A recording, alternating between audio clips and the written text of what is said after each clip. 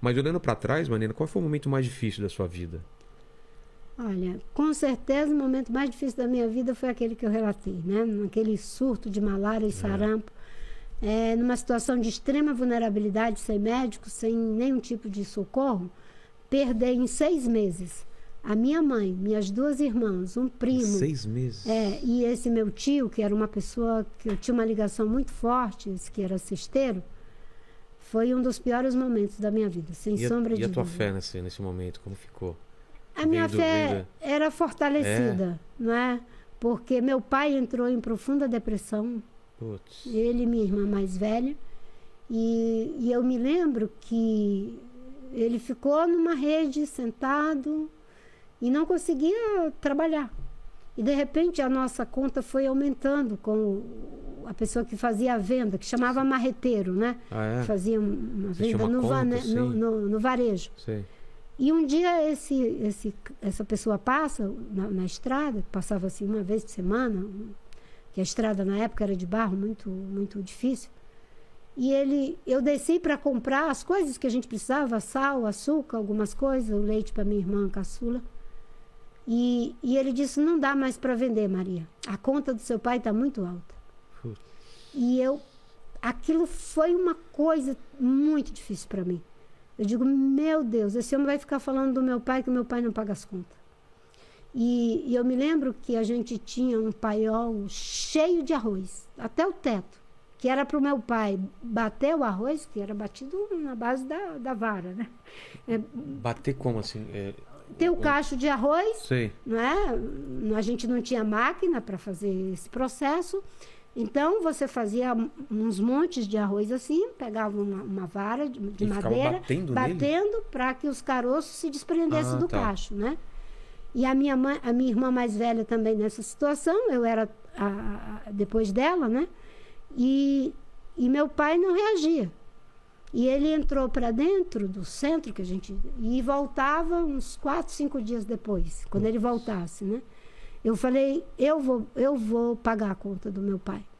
E eu entrava para dentro daquele paiol, tipo 7 horas da manhã. Eu saía meio-dia, comia, voltava, e até 6 horas da tarde bater na rua. Meu Deus.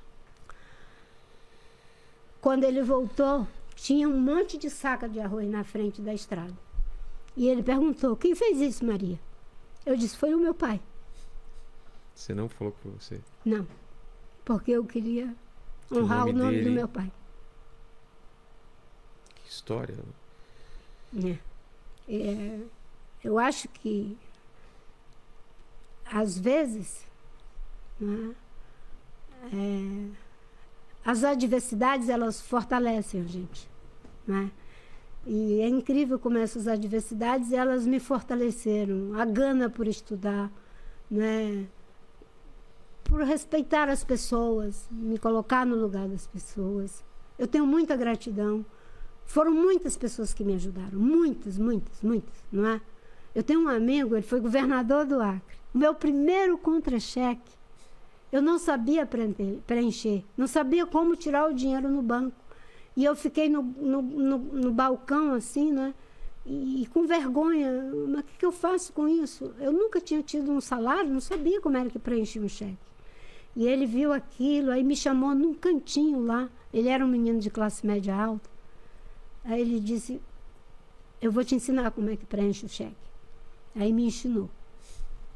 Quando eu vim para cá, para São Paulo,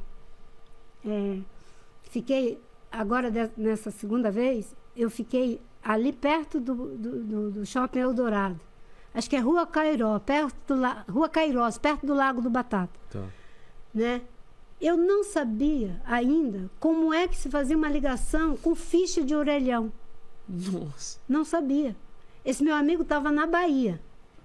E a gente precisava se falar, que a gente era muito amigo. Ele era uma pessoa que me pegou pela mão, sabe? Assim, para me ensinar as coisas de um mundo que eu não conhecia, da classe média. Eu era uma menina que veio do Seringal e que morava na periferia, trabalhava de empregada doméstica, como chamava naquela época, né?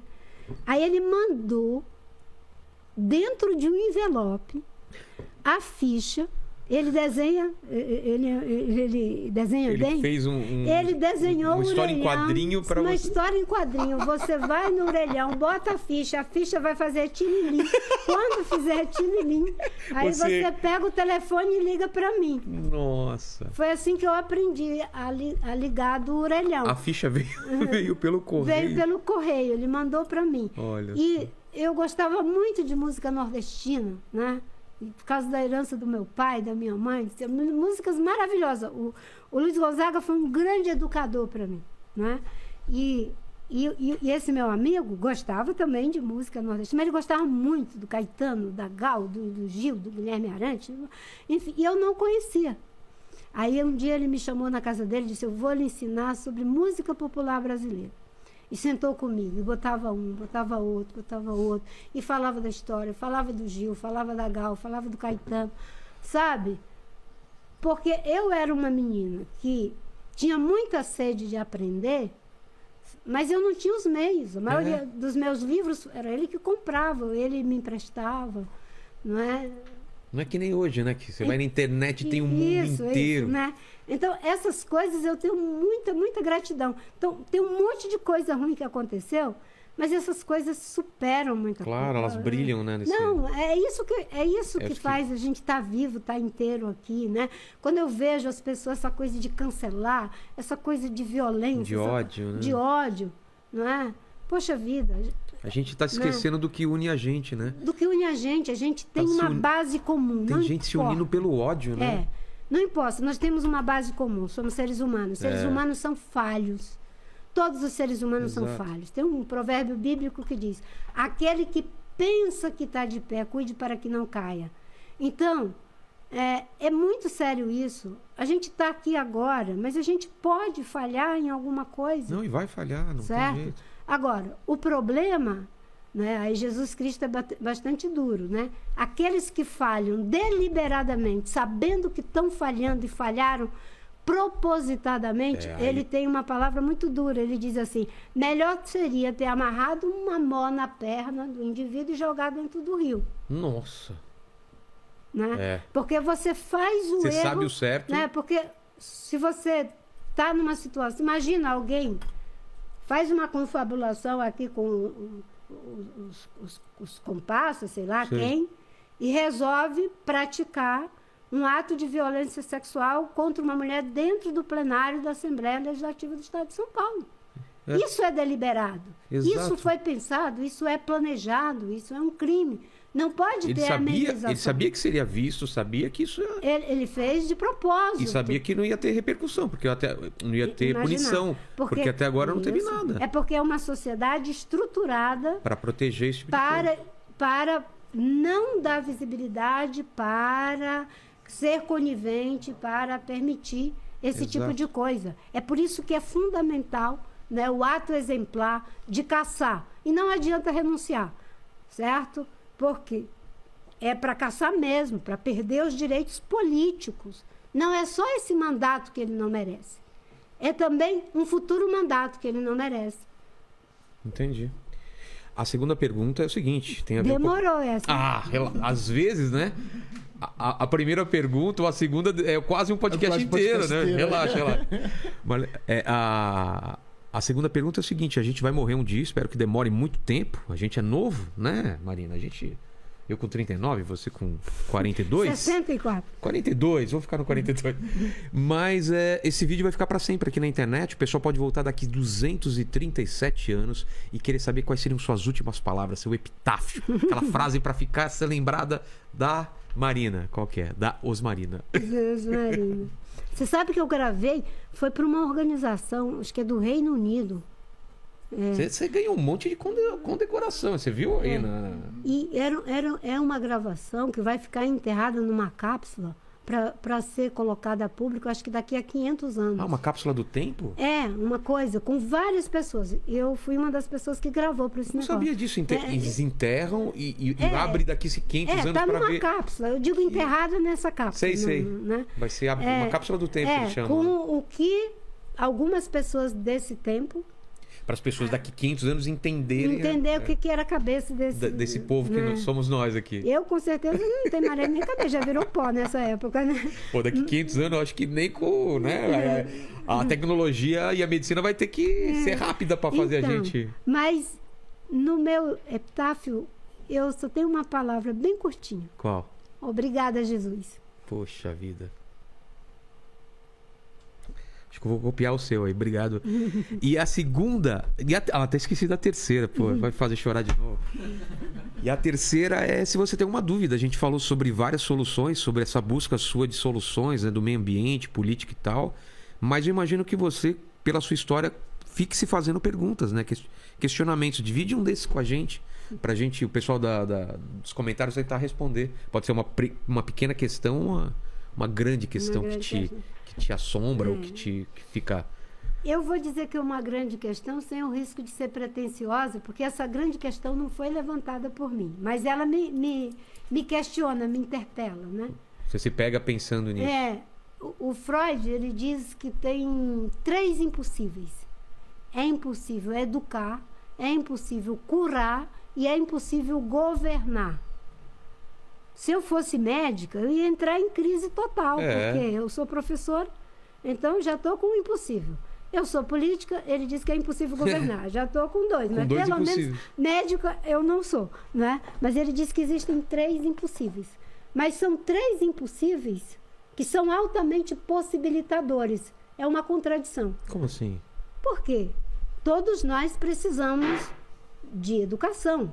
Seja a educação formal, ou seja a educação informal. A gente vive, a gente é ser humano, porque a gente é educado. Mas não é ninguém que te educa, você que se educa, certo? Por melhor que seja o teu professor. Depende de você. Você que se educa. É impossível educar, você que se educa. E a cura, por melhor que sejam os recursos, é o teu organismo que se cura. Porque na hora que esse organismo decide, né, que ele quer... lutar. O prazer total, a serenidade plena, aí ele apaga, correto? Então é impossível curar. Se não tiver, não é? A força vital da cura, não há como curar. Exato. Né? E governar também.